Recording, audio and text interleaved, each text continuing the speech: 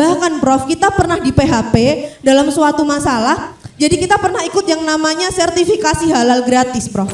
Kebetulan salah satu gereja yang dibom di dekat sini, Prof, di belakang sini. Apakah ada jaminan, Prof, bahwa politik identitas itu tidak akan digunakan lagi di Pilpres? Prof Mahfud ini seperti kesannya itu hanya menyerang secara halus kepada Mas Gibran. Kenapa, Prof? Apakah karena Prof Mahfud ini merupakan anak buah dari Pak Jokowi yang notabene bapaknya Mas Gibran? Tabrak Prof, tabrak Prof, tabrak Prof, tabrak Prof. Tabrak Prof.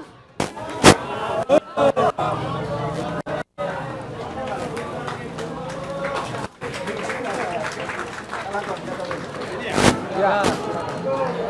Bapak sini, Pak. Bapak sini.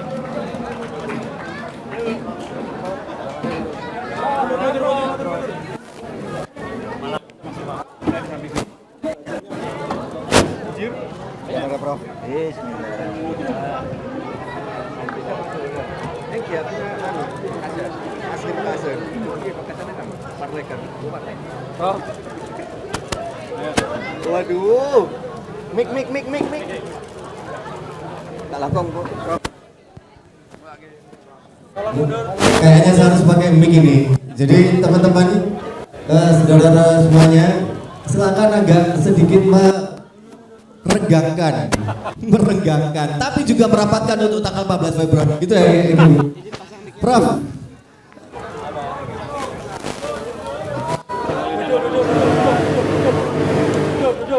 Ya, tolong duduk sedikit, teman-teman yang di belakang. Media di belakang ya. Yang di belakang, media teman. Ayo, pinter kok. Akhir pinter. Akhir. Teman-teman media di belakang. Biar teman-teman yang mengobrol di depan. Ya, jadi minta tolong untuk yang di depan kasih pandangan untuk teman-teman yang ada di belakang. Guys, halo. Toju gelur apa nak? Toju gelur apa lagi saya tebak? Panyaman lagi nah.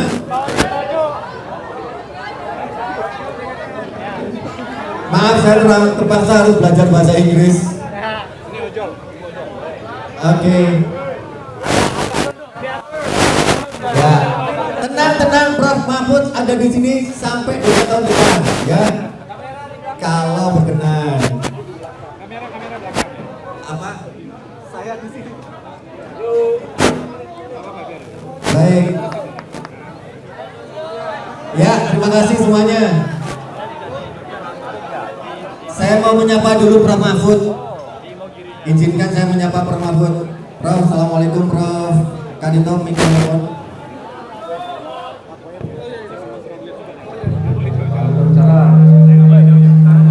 Oh, yang ini kayaknya, Prof. Alhamdulillah. Prof, nggak salah tempat ini, Prof Mahfud. Tidak salah tempat, saya memang. Ini Prof Mahfud datang ke sini mau ngopi atau mau? Nah, tapi di sini Prof ada tabrak Prof Mahfud ini. Iya. Berarti kita boleh ya nanti sambil Prof Mahfud ngopi kita nabrak dengan pertanyaan apapun ya. Woi. Boleh, silakan tanya apa saja. Baik. Nah, dari mana nih Prof? Apa kabar ini? Normatif sekali pertanyaannya. Saya ini tadi malam di Jogja. Tadi pagi sampai jam 12 di Jogja ada Pakualam mantu Pakualam 10 itu wakil gubernur. Dari Jogja saya terbang ke Banyuwangi terus ke Blok Agung jam 5 dari Banyuwangi ke sini habis mandi sholat terus kita di sini. Alhamdulillah.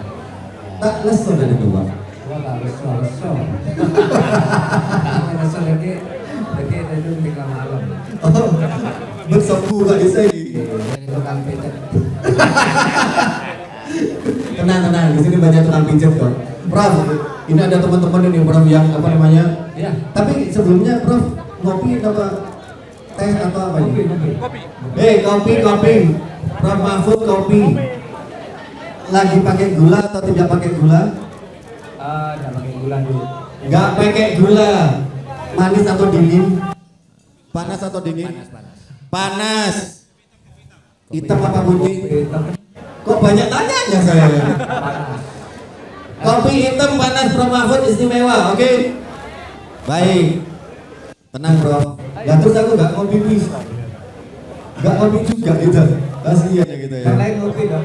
Yang lain ngopi juga. Iya. Biar saya yang traktir. Weh, alhamdulillah. Masya Allah. Baik. Ditraktir ngopi. Prof, tahu nggak kenapa Prof Mahfud ada di sini? Ini kan tempat ngopi yang lumayan happening di Surabaya. Jadi banyak teman-teman yang ngopi di sini, kawan muda ngopi di sini. Yang ini adalah mereka ngopinya itu cuma 1 cangkir, Prof. Iya. Tapi mereka di sini bisa 4 jam, 5 jam karena wifi-nya gratis, Prof. Itu yang menimbulkan banyak orang ke sini, Prof. Tapi ngomong-ngomong, boleh saya tanya-tanya dulu nih, Prof. Boleh. Sebelum yang lain nanya yang macam-macam, saya cuma semacam aja. Iya. Emang wifi bakal gratis, Prof? Kalau Iya. Iya, kita punya program namanya gratisin ya. gratisin. Gratisin itu ya kita mau menggratiskan wifi di berbagai tempat agar akses internet itu lebih mudah, karena sekarang internet itu kan jadi kebutuhan dasar ya. Sudah salah satu dari kebutuhan dasar. Seakan-akan kalau tidak ada akses internet, terutama anak muda, para pengusaha-pengusaha pemula itu nampaknya lalu kehilangan peluang untuk meraih sesuatu yang diinginkan. Nah, oleh sebab itu program gratisin ini, menggratiskan internet ini menjadi salah satu program unggulan kami di sini. Nah, kalau kaitannya dengan apa ini, warung kopi apa? Warung kopi STK. Ya. STK itu ada singkatannya, Prof. STK.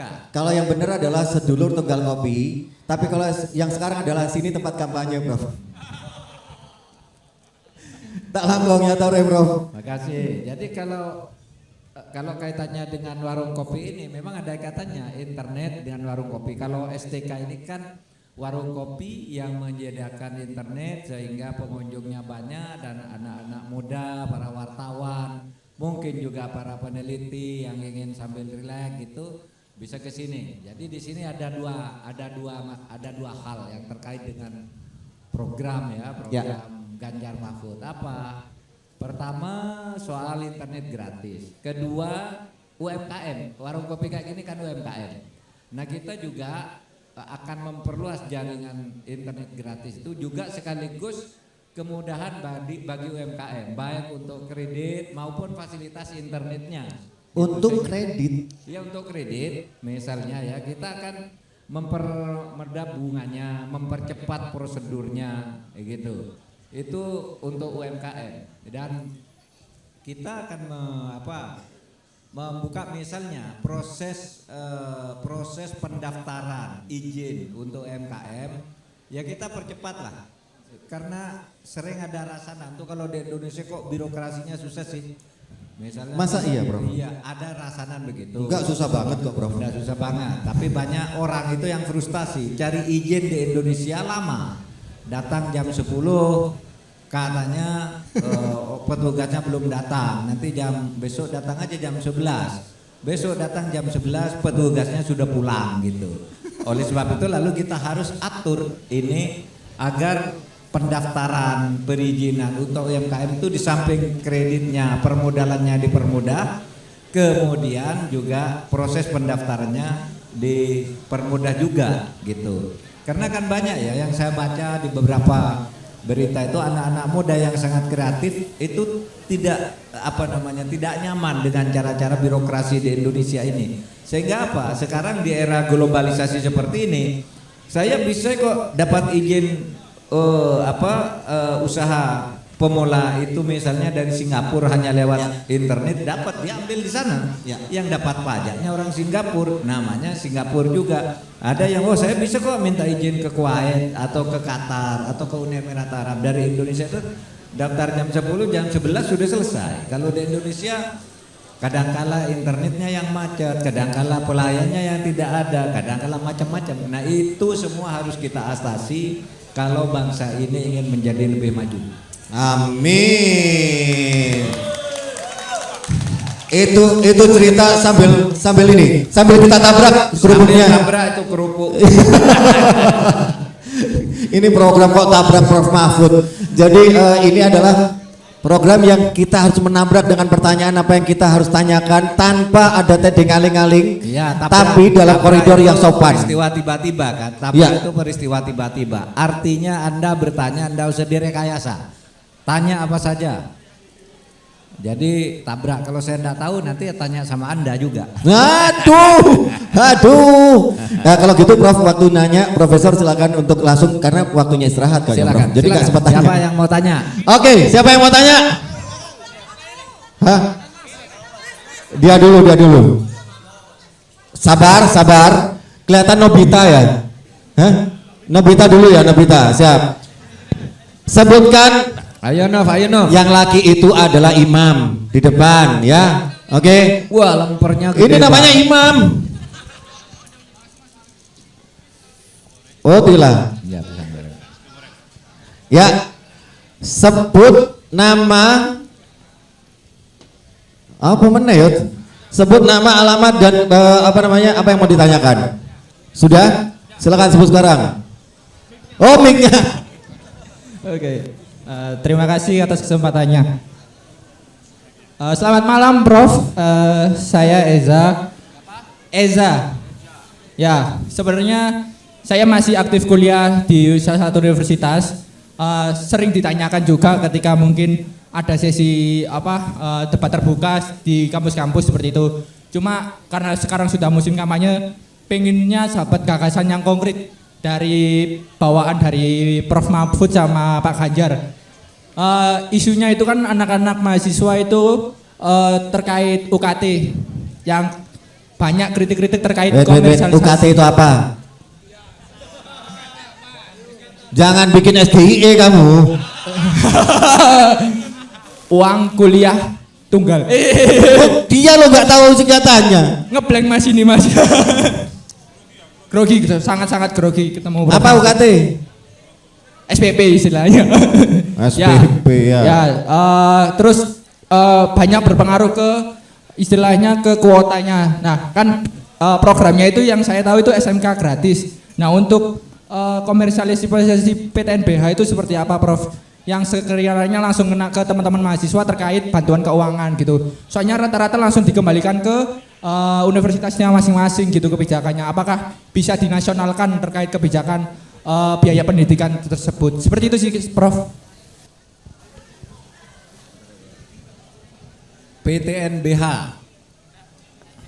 PTNBH itu biar tahu semua dulu, PTNBH itu perguruan tinggi negeri berbadan hukum. Jadi itu satu konsep. Universitas yang sudah maju itu agar lebih bebas, leluasa untuk membuat kreasi di dalam pendidikan maupun mencari dana. Itu dibentuklah universitas yang sudah besar itu diberi PTNBH. Tugasnya apa? Anda tentukan jumlah penerimaan mahasiswa sendiri, mencari uang dari luar sendiri yang bukan dari APBN dan sebagainya, lalu kelola sendiri. Di luar misalnya prosedur yang umum berlaku dalam pengelolaan keuangan. Jadi dia negeri tetapi dibebaskan seperti swasta agar berkembang besar gitu, mencari profit sendiri. Meskipun begitu, kelemahannya terkadang itu mungkin ada yang mengeluh uang kuliahnya mahal. Tetapi jangan lupa bahwa di situ juga ada ketentuan. Di PTNBH itu ada sekian persen dari dana yang terkumpul maupun mahasiswa yang diterima, keseluruhan mahasiswa dari student body yang diterima itu ada sekian persen itu diberikan beasiswa secara gratis oleh perguruan tinggi.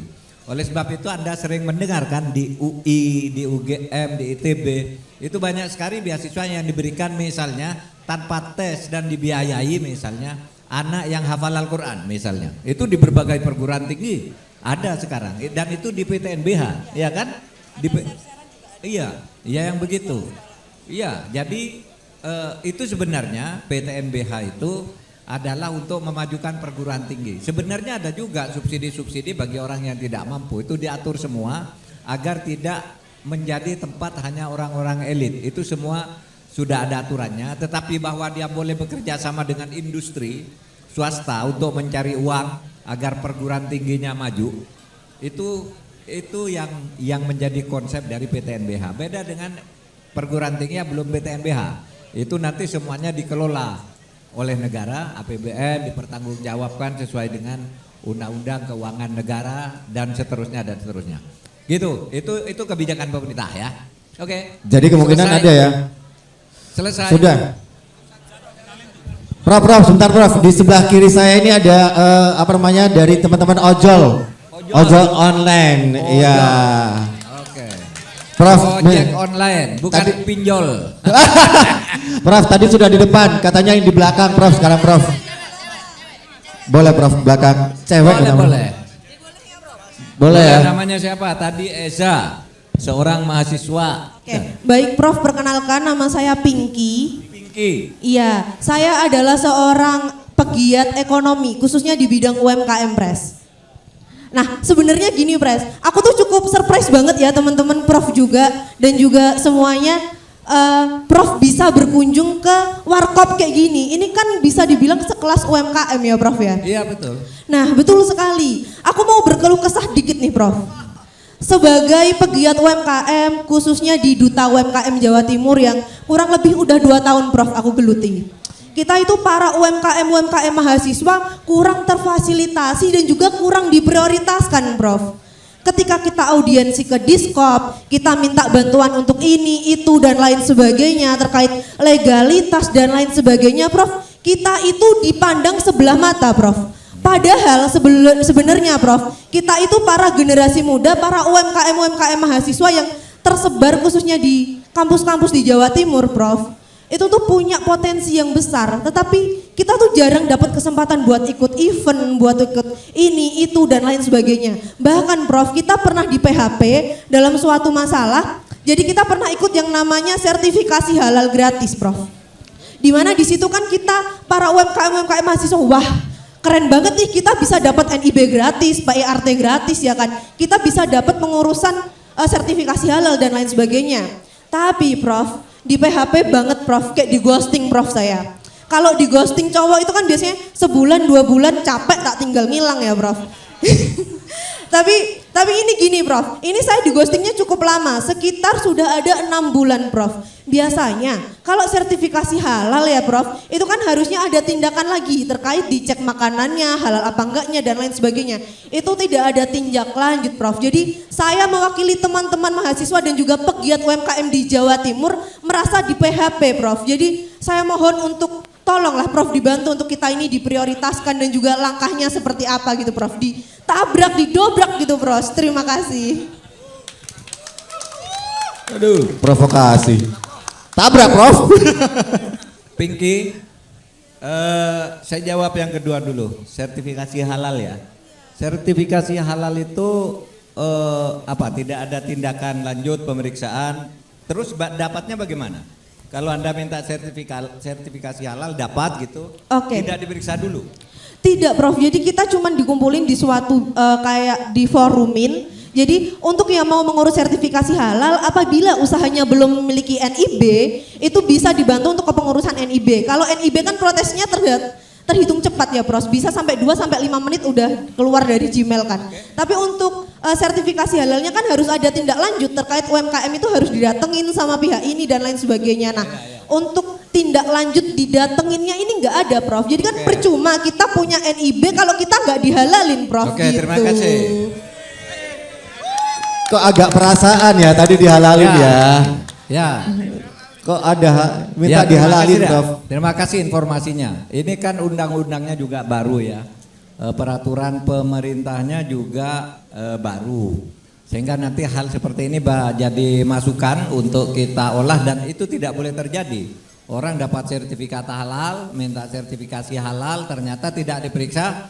Misalnya pertama kemungkinan ditelantarkan, lalu yang kedua mungkin langsung diberi tanpa diperiksa. Padahal barangnya mungkin tidak halal kan begitu. Nanti semuanya kita atur. Kemudian untuk UMKM, kita bertekad bahwa UMKM itu akan kita dorong untuk menjadi lebih maju dan dibantu oleh pemerintah. Karena apa buktinya? Ketika kita dulu terkena pandemi COVID selama 2,5 tahun, itu ekonomi kita, ekonomi nasional kita yang besar-besar kolaps. Justru yang hidup UMKM, kerajinan-kerajinan di rumah-rumah dan sebagainya, di kampung-kampung itu hidup dengan modal seadanya.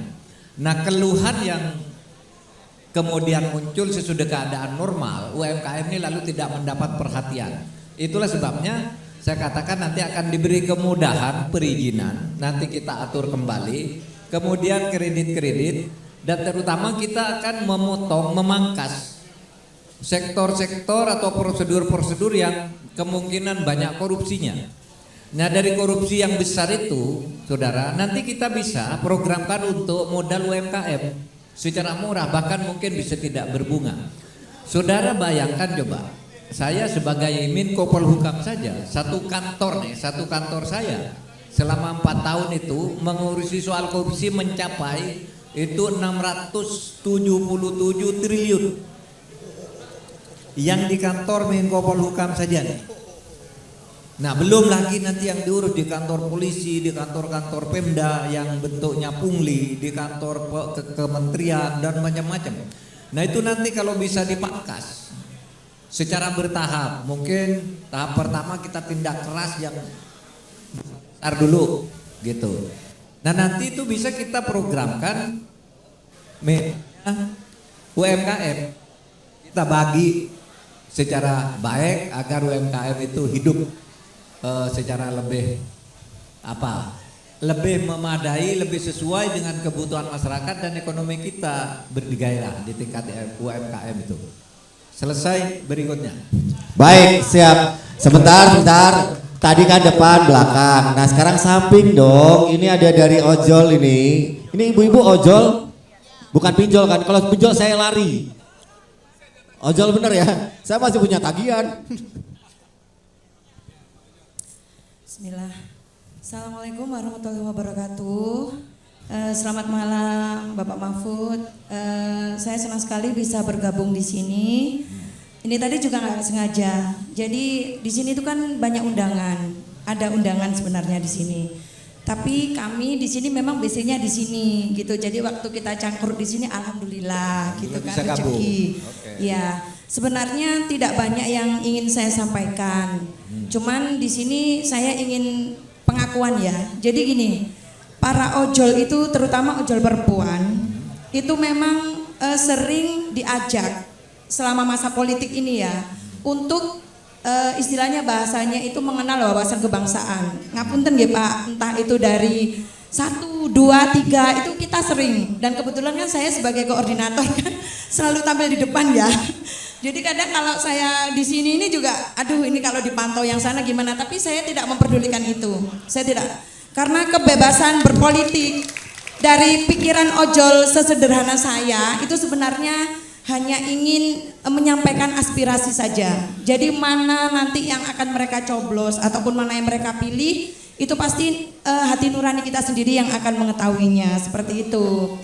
Jadi di sini yang ingin saya sampaikan, yang ingin saya tanyakan, begini Pak, untuk ojol perempuan itu kan sudah ada yang menaungi, juga sudah ada. Jadi dari kerjasama dinas juga sudah ada gitu.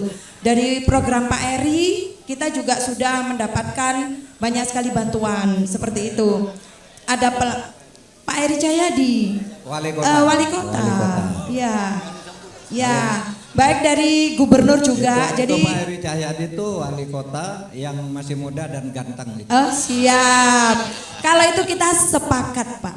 Iya. Jadi istilahnya kita di sini itu sangat senang ya bisa mendapatkan apa sih istilahnya perhatian seperti itu, kita itu senang. Cuman memang dari apa istilahnya dari pelatihan-pelatihan ataupun kegiatan-kegiatan yang sudah diberikan baik dari dinas ataupun dari link-link yang lain yang saya sebagai koordinator itu ikut selalu mendampingi di lapangan ya Pak ya. Jujur saya walaupun ojol tapi saya memang jarang ngebit. Bisa ditanyakan ke anak-anak, saya jarang ngebit karena saya selalu mendampingi kegiatan apalagi yang urusan dengan cuan. Pasti. Cuman saya tidak menanamkan seperti itu. Kita di sini walaupun nggak dapat amplop, kita ikhlas Bapak Mahfud. Mau saya kasih amplop. Amplop kosong. Ya, jadi singkat aja sih Pak, saya berterima kasih kepada pemerintah, siapapun jajaran pemerintah yang sudah memberikan banyak sekali pelatihan ataupun kegiatan buat ojol ya, terutama ojol perempuan. Saya sangat bahagia sekali. Dan pertanyaan saya adalah, apakah nanti program nyata dari Bapak Mahfud kalau nanti terpilih itu program nyata bagi kelangsungan dan kemakmuran hidup ojol perempuan, terutama kan ada yang janda, ada yang seperti itu ya Pak ya. Itu kira-kira apa yang bisa kita terima secara nyata gitu Pak. Jadi bukan berupa hanya bantuan aja, tapi pancingan kegiatan yang bisa mensupport kita untuk terus bisa berkreasi, terus bisa beraktivitas yang akan mendongkrak perekonomian kita sebagai ojol perempuan. Seperti itu saja Pak pertanyaan saya. Oke. Wassalamualaikum warahmatullahi wabarakatuh. Waalaikumsalam. Gini, saya tertarik untuk menjawab yang pertama tadi dulu ya. Diundang untuk wawasan kebangsaan, untuk wawasan politik yang ujung-ujungnya ngajak milih partai tertentu, milih paslon tertentu. Tapi jawabannya bagus tadi dari siapa namanya? Lu. Nama saya sebenarnya kalau nama KTP Yuniawati Pak. Tapi memang di dunia perojolan saya itu lebih dikenal dengan nama Mbok Mak gitu Mbok aja. Mak, Ya. Mbok Mak ya. Siap. Jadi ya baik Mbok Mak. Jadi gini, itu jawabannya bagus. Soal milih urusan hati nurani. Saya berpesan juga di sini mumpung ketemu. Ini kan semuanya anak-anak muda, pegiat ekonomi kreatif. Gini, urusan milih itu adalah hak asasi yang harus keluar dari hati nurani. Saya orang Islam, saya ingin mengatakan ya. Saya ingin mengatakan kepada Anda semua, kalau Anda memilih karena dimobilisasi, dikasih uang, dikasih amplop, itu menurut agama saya yang Islam dan mungkin sebagian besar sini Islam, itu sebenarnya itu seperti binatang ternak.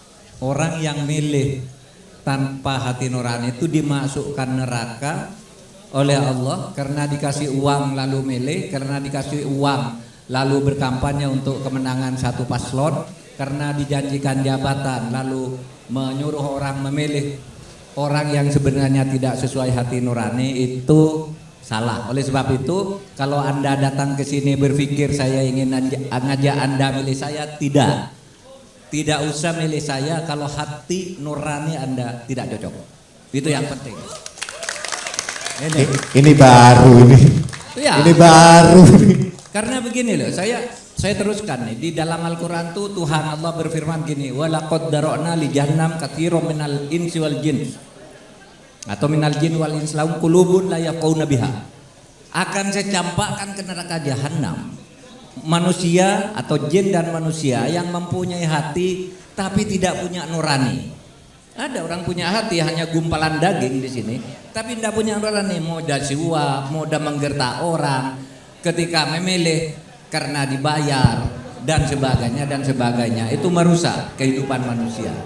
Nah, oleh sebab itu kepada siapapun mumpung ketemu kita, jangan pilih hanya karena dikasih amplop.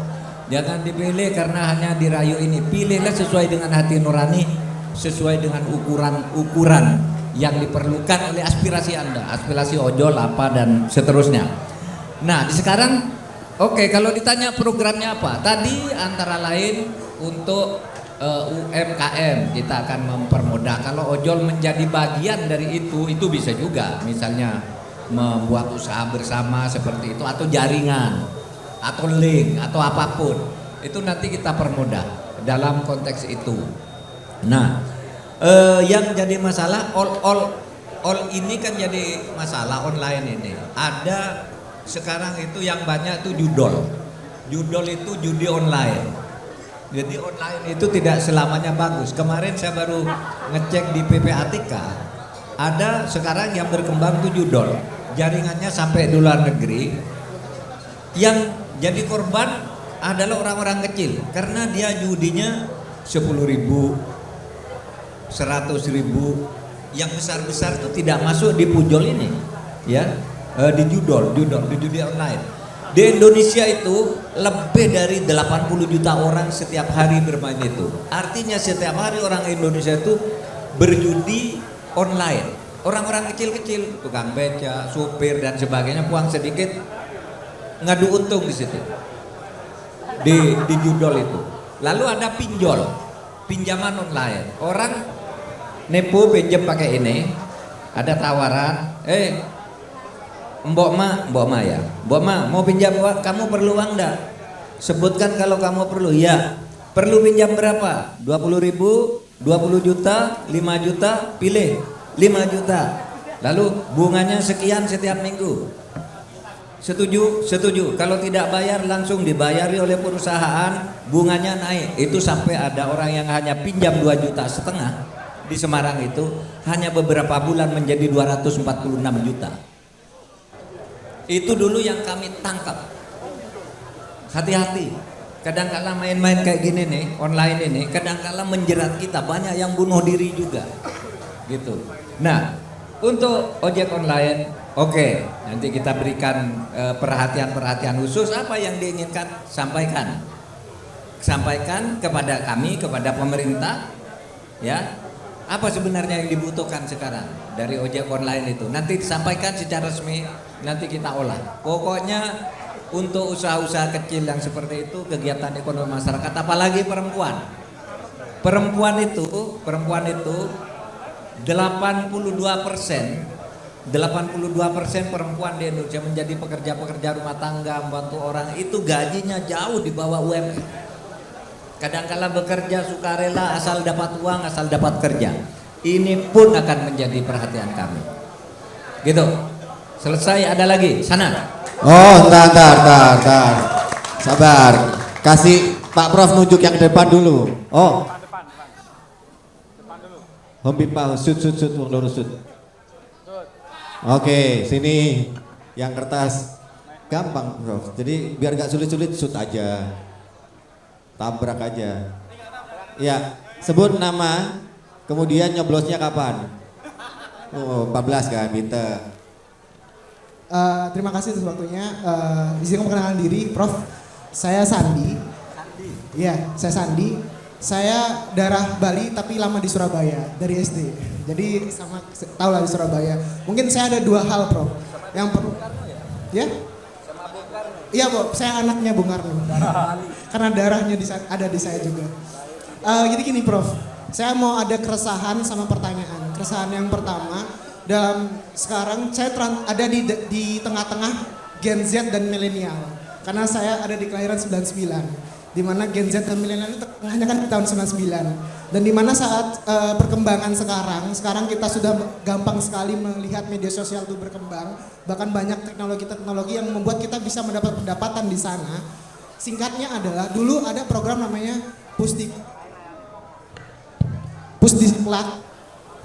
Pusdiklat untuk pembaharuan unicorn untuk lokal brand. Nah, mungkin saya boleh nyebut merek nggak di sini? Banyak lokal brand seperti Showcase, seperti Kickfit. Nah, semua itu dia menjual brand-brand lokal. Dan brand-brand lokal ini dulu pada 2017, 2016 itu sangat booming, terutama di Surabaya juga. Bahkan kayak ada band-band festival lokal yang memang semua itu secara underground itu berputar ekonomi. Anak-anak dulu saya masih SMP itu bisa buat event. Kalau di Surabaya itu di Mount Castle, Prof. Itu dengan gampang kita bisa memutar ekonomi dan dengan mudah punya ada akses kita bisa berkembang dengan rekreasi. Tetap sayangnya di tahun setelah pasca rata-rata event-event anak muda seperti event-event yang ada lokal bandnya, ada event-event baju clothingannya itu berkurang. Nah, harapannya Prof untuk keresahan ini, semoga ada satu event seperti di Pemandian Pariwisata, saya pernah lihat di Instagramnya, itu yang memang membudidayakan beberapa lokal-lokal brand. Ada Pusdiklat persepatuan. Nah, banyak kan sekarang udah sepatu-sepatu lokal, itu dikumpulin dan memang pemerintah punya satu event yang itu dihandle oleh anak muda. Itu untuk keresahan yang pertama, Prof. Lalu yang kedua ada pertanyaan ini, Prof. Nah, pertanyaan ini simple, tapi mungkin banyak orang yang pengen tahu dan ini kebetulan tabrak ya. Saya penasaran. Saya penasaran. Yang saya penasaran ini adalah apa yang akan Prof tabrak saat Prof nanti dilantik menjadi wakil presiden di 2024. Ya, yang akan ditabrak tentu saja pertama korupsi dan pelanggaran hukum. Itu hukum harus ditegakkan untuk kesejahteraan rakyat. Orang bicara semua itu kesejahteraan rakyat, pertumbuhan ekonomi.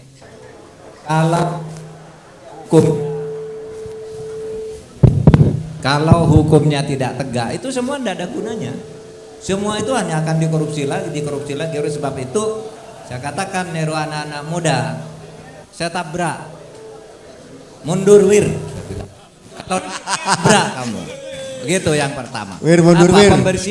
Pembersihan birokrasi, ya pembersihan birokrasi itu yang pertama. Saudara, soal apa namanya local brand dari kegiatan ekonomi kreatif sejak selesai COVID memang agak lesu. Kemarin juga kita sudah bicarakan itu bagaimana ini menggalakkan kembali. Nah, nanti kita buat kebijakan-kebijakan yang mempermudah terutama perizinan gitu. Perizinan itu tidak usah bertele-tele lah. Soal perizinan sudah diatur di dalam, sekarang kita punya namanya SPBE, Sistem Pemerintahan Berbasis Elektronik. Jadi kalau ada orang minta izin itu tak usah ditanya syaratnya ini itu, ini aja langsung dikeluarkan, itu perizinan. Fasilitas bantuan-bantuan material tentu juga akan dicarikan karena ekonomi kreatif itu adalah ekonomi yang memang membantu negara. Nah, event-event yang ya kemarin di zaman Covid itu ya, di zaman Covid event itu memang sangat terkendala karena misalnya pertunjukan rakyat kecil seperti jatilan, ngamen dari rumah ke rumah itu enggak bisa lagi waktu itu. Kelompok-kelompok ketoprak, teater-teater kecil itu kemarin macet semua selama 2,5 tahun sampai kami dari pemerintah pusat tuh mengatur, misalnya kelompok ini nanti suruh tampil di TV lokal, kita yang ngatur. Ini harus tampil sebulan minimal sekali. Negara yang membiayai, negara yang membayar itu waktu Covid ya.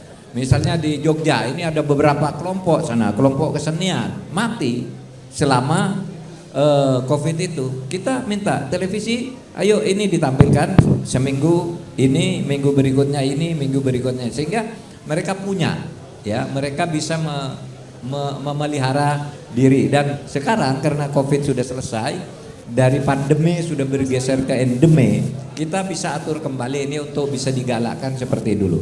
Nanti silakan kirim surat atau masukkan ke saya lewat WA dan sebagainya. Apa usul konkretnya? Pasti kita tampung.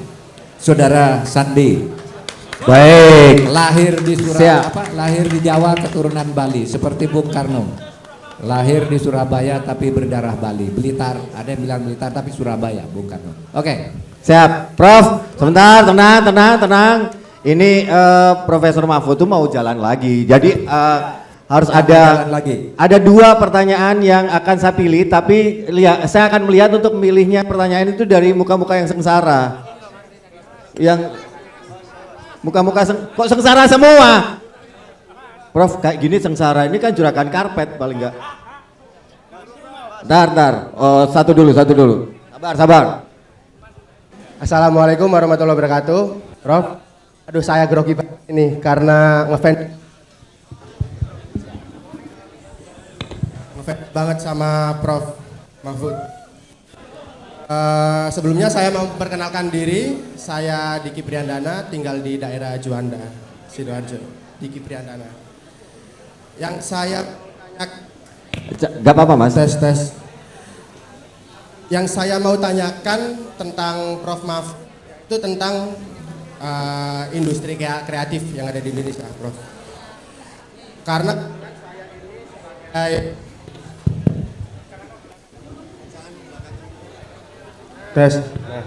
karena kebetulan saya ini sebagai pengusaha kecil-kecilan di Surabaya dan Kebetulan saya barusan terjun di dunia konten kreator untuk mengembangkan usaha saya yang ada di Surabaya. Yang mau saya tanyakan tentang Prof Mahfud yaitu, ada gak sih wadah yang disiapkan pemerintahannya Bapak nanti untuk orang-orang yang ingin terjun lebih dalam lagi ke industri kreatif, khususnya konten kreator seperti saya ini? Udah segitu. Terima kasih. Assalamualaikum warahmatullahi wabarakatuh.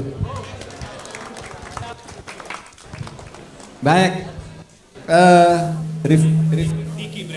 Diki Briandana, ini pelaku industri kreatif. Tentu itu menjadi perhatian kita semua. Sekarang kita akan punya Menteri Parekraf ya, punya Menteri Parekraf.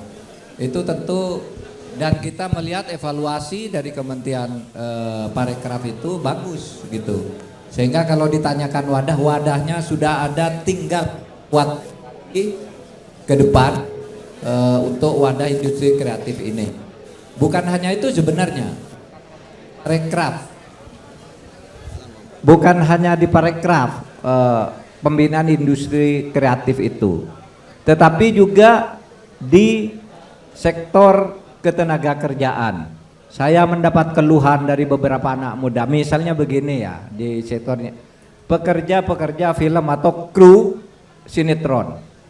Itu jam kerja untuk krunya itu tidak jelas. Sementara para pemain-pemain sinetronnya yang utama itu kadangkala datangnya telat, lalu sedang syuting gitu, lalu minta izin pergi. Yang ini tiba-tiba membatalkan diri, minta pergi. Nah sementara ini para krunya itu gajinya itu paket, tidak menghitung jam. Sudah dibayar, misalnya kamu dibayar untuk ini, untuk sinetron ini kamu dibayar 1,5 juta misalnya, yang gini. Itu meskipun sampai berhari-hari ya tetap itu. Nah itu harus mendapat perlindungan dari tenaga kerja untuk pekerja ekonomi kreatif ini. Ada juga yang ciptaan-ciptaannya tiba-tiba dicuri. Kami akan perbaiki Ditjen hakinya, hak kekayaan itu. Untuk hak cipta dan sebagainya, penggunaan lagu tanpa izin dan sebagainya. Kita semua akan atur yang menyangkut soal industri kreatif ini. Demikian Diki. Cukup ya? Cukup. Bentar, Prof boleh, bentar, profesor yang nunjuk siapa yang akan bertanya, boleh agak ke belakang, silakan Prof. Ada yang perempuan enggak? Yang perempuan baru 1. Nah ini. Yang mana Prof? Ini perempuan ada 7 sebelah sini. Perempuan yang ngacung baru 1, silakan. Oh siap, maaf ya, sabar ya. Iya. Perkenalkan Prof, saya Angel, saya dari Ojol dan juga saya dari Solidaritas untuk disabilitas, khususnya untuk disabilitas. Ya, ini pertanyaan saya untuk Prof ya. Jika Prof sudah dilantik jadi wakil presiden, bagaimana nasib adik-adik disabilitas untuk kedepannya Prof? Karena selama ini yang di Surabaya yang saya tangani untuk disabilitas itu susah untuk mencari. Begitu Prof. Ya, terima kasih. Ya. Disabilitas susah cari kerja Prof. Itu sudah ada undang-undang ya. Sudah ada undang-undang yang menyatakan setiap kantor pemerintah harus menyediakan seat kepada disabilitas ya, kepada difabel. Itu di kantornya minimal itu sudah ada aturannya. Di kantor swasta juga sudah diatur di dalam peraturan perundang-undangan kita. Cuma masalahnya saya sudah temui mereka beberapa waktu yang lalu. Banyak mereka ini yang pekerjaannya tidak tetap. Diperlakukan sewenang-wenang, di kontrak 3 bulan, habis kontraknya lalu dikeluarkan lagi gitu. Nah ini tidak boleh. Nanti kita ke depan ini disabilitas ini harus kita beri perlindungan. Karena menurut Undang-Undang Dasar disabilitas itu harus mendapat afirmasi, perlakuan khusus dari negara, itu perintah Undang-Undang Dasar. Oke, satu lagi katanya Prof, yang ngacung tadi ini. Ntar Prof. Oh ya. Kamu ya. apa? Oke. Sama, oke. Ini dulu nanti kamu ya. Selamat malam Prof. Izin saya Albert dari mahasiswa dan kebetulan saya orang Katolik. Dan juga bagi teman-teman minoritas, khususnya teman-teman Katolik dan non-Muslim yang lainnya, yang paling kami ingat adalah konflik politik identitas 2019-2017 Dan juga yang paling membuat sakit hati bagi kami adalah bom gereja 2018, Prof. Kebetulan salah satu gereja yang dibom di dekat sini, Prof, di belakang sini. Nah, saya ingin bertanya kepada Prof Mahfud dan juga Prof Mahfud selaku Menko Polhukam dan juga selaku salah satu paslon yang akan berkontestasi besok. Apakah ada jaminan, Prof, bahwa politik identitas itu tidak akan digunakan lagi di Pilpres, Pileg di 2024 besok? Terima kasih.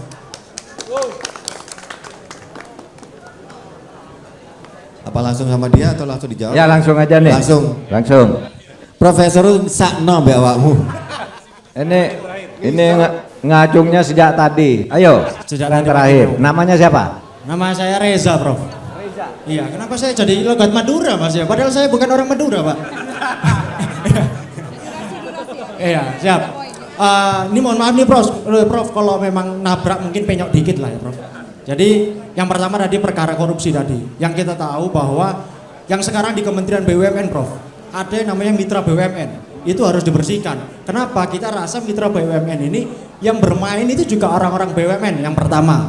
Kalau memang itu konkret, saya rasa saya sebagai pemuda Surabaya, saya mengharapkan ada reformasi dalam birokrasi terutama dari BUMN. Seperti itu. Lalu yang kedua terkait dengan transparansi. Itu yang harus ada, mungkin dari food estate dan dari program-program pemerintah yang sekarang berjalan. Itu, Prof.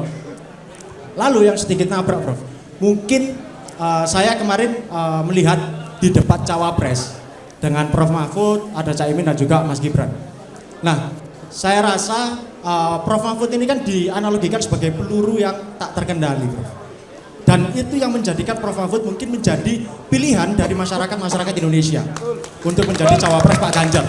Nah, tetapi Prof, yang terjadi pada saat debat cawapres yang saya lihat, Prof Mahfud ini seperti kesannya itu hanya menyerang secara halus kepada Mas Gibran.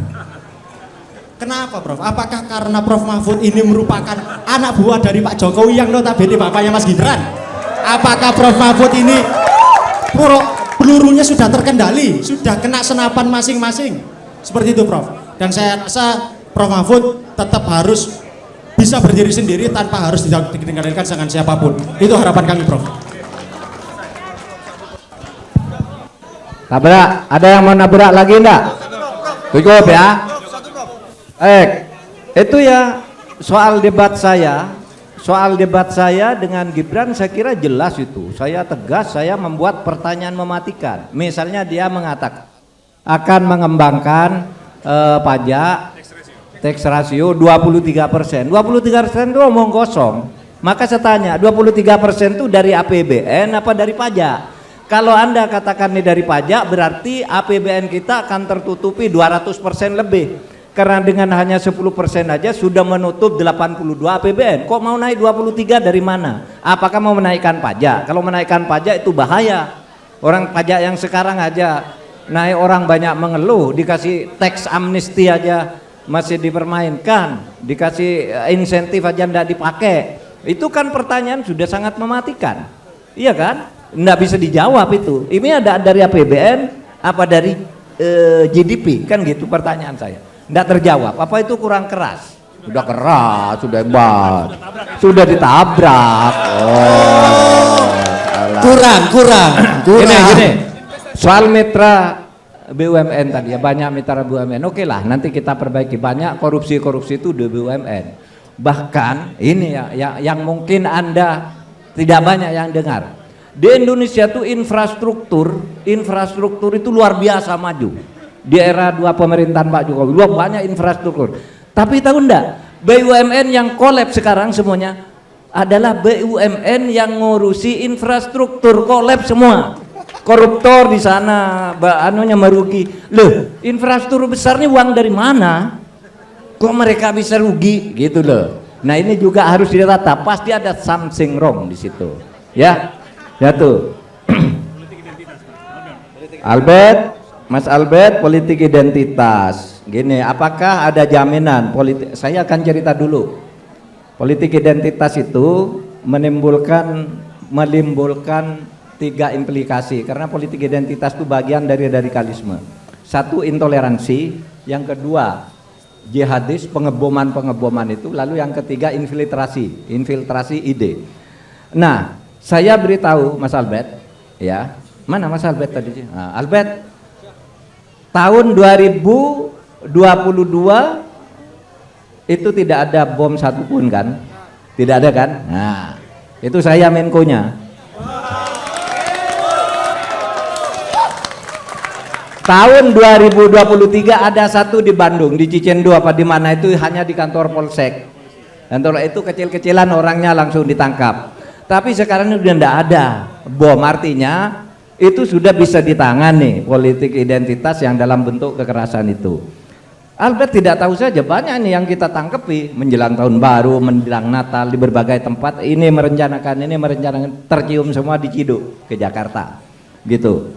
Jadi udah jauh lebih baik. Cuma apakah, dan Albert, politik identitas itu menyangkut toleransi beragama kan, toleransi beragama. Albert tahu enggak, dulu ada kasus gereja Yasmin, ya, di Bogor. Itu bersengketa sejak tahun 2006. Jadi dua gereja Yasmin itu oleh wali kota diberi izin dirikan gereja, tapi oleh masyarakat ditolak. Terjadi pertengkaran, wali kota berikutnya cabut lagi, dan seterusnya sampai tidak ada kepastian 18 tahun. Nah, kemarin saya katakan dirikan gereja itu adalah hak orang untuk beribadah. Saya resmikan pada tanggal 9 April, sesudah 18 tahun tidak jalan. Nah itu karena komitmen kita untuk membangun toleransi, karena perbedaan itu adalah fitrah dari Tuhan. Sehingga setiap yang berbeda itu harus dilindungi dan tidak boleh melakukan kekerasan dari yang satu terhadap yang lain. Kedepannya apakah ini tidak akan digunakan lagi? Pemilu sekarang nampaknya politik identitas sudah mengurang, ya. Tapi mungkin ya unfairness di dalam pertandingan itu masih perlu diperbaiki agar pemilu berjalan jujur dan adil, tidak menggunakan kekuatan aparat, tidak melakukan apa yang disebut dalam ilmu korupsi itu ada istilah trading influence, memperdagangkan pengaruh. Saya punya jabatan ini, saya gerakkan orang itu agar memilih ini. Itu namanya trading influence, itu termasuk korupsi. Nah, mudah-mudahan ini bisa dikendalikan agar pemilu kali ini meskipun politik identitas tidak ada, tapi trading influence itu harus bersih di pemilu kita. Cukup ya, sudah 2.30. Ya sudahlah. Saya serahkan ke moderator aja. Jadi gini teman-teman, tidak akan pernah habis untuk kita bertanya dan nabrak. Kenapa soalnya? Karena Prof ini suka nabrak dan suka ditabrakin banyak orang. Nah, tidak akan pernah habis juga kecuali kalau kita memang benar-benar pakai hati nurani yang kemudian akan melihat seperti apakah tabrakan hebatnya Prof Mahfud. Ya sudah, 14 Februari coblos, itu aja. Micek melarat dengan.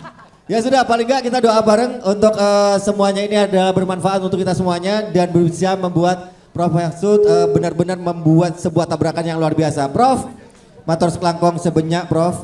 Tapi Kak Dinto kopinya kita keyboard harus koni. Baiklah, terima kasih banyak Prof. Kita ngopi-ngopi dulu. Siapa mungkin yang akan?